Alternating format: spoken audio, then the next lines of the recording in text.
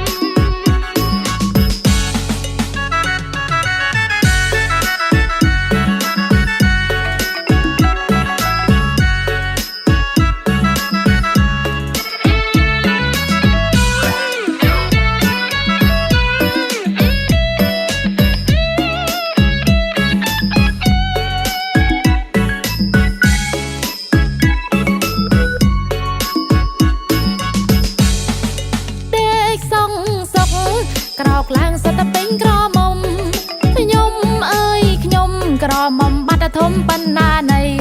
ប្លែកក្នុងខ្លួនណាម៉េចទេចេះតែញ័រជើងញ័រដៃក្រោកឡើងអង្គុយតែភ័យក្រមុំហើយគេធ្វើម៉េចទៅ